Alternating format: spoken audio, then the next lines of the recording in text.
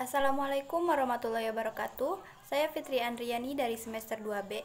Di sini saya akan mereview kembali mata kuliah Hukum Pidana pertemuan ketiga yang telah disampaikan oleh asisten dosen yaitu Bapak Dr. M. Rendi Aredayandi SHMH tentang pengertian hukum pidana atau SRAPREH. Hukum pidana dibagi menjadi dua. Yang pertama yaitu hukum pidana material atau hukum pidana subobjektif atau hukum pidana substantif. Dan yang kedua adalah hukum pidana formal atau hukum pidana subjektif atau hukum pidana adjektif.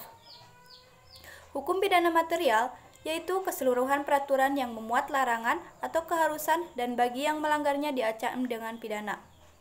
Berisi keharusan dan larangan yang harus dilaksanakan diatur berdasarkan asas legalitas Criminal Act.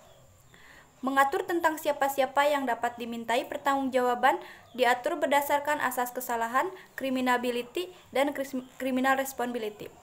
Contoh KUHP dan beberapa peraturan di luar KUHP. Yang kedua yaitu hukum pidana formal, keseluruhan peraturan yang mengatur hak dan cara-cara negara untuk memberikan pemidanaan terhadap orang-orang yang melakukan perbuatan terlarang. Merupakan hak negara yang dilakukan oleh aparat penegak hukum atau criminal procedure.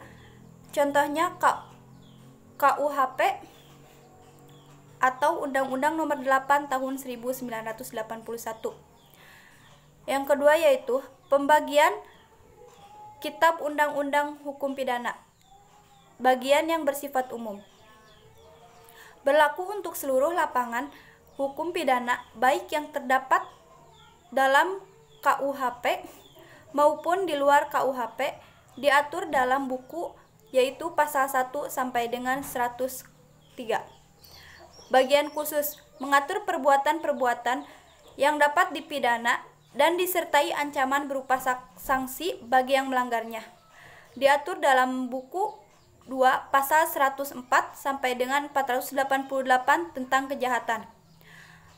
Buku 3 pasal 408 sampai dengan 569 tentang pelanggaran. Adapun berlakunya hukum pidana A. Menurut waktu atau locus temporis.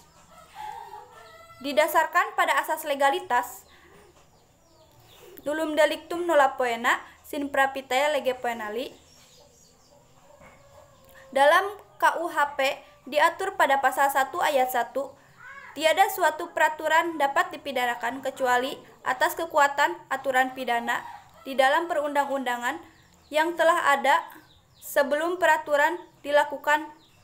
Hal ini berisi dua konsekuensi yaitu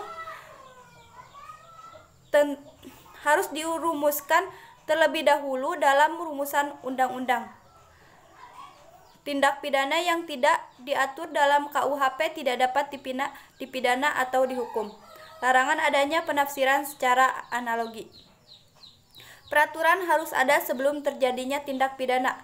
Tidak boleh berlaku turut retroaktif. Menjamin individu dan dari kewenangan-kewenangan penguasa.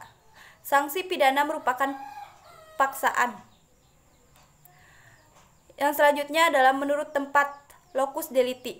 Daratan negara, perairan, laut, teritorial yang ditetapkan oleh HI, udara di atas wilayah negara. Berdasarkan hal tersebut berlakunya beberapa asas yaitu asas teritorial pasal 2 KUHP, asas personal nasional aktif pasal 5 KUHP, asas perlindungan nasional pasif pasal 4 dan pasal 7.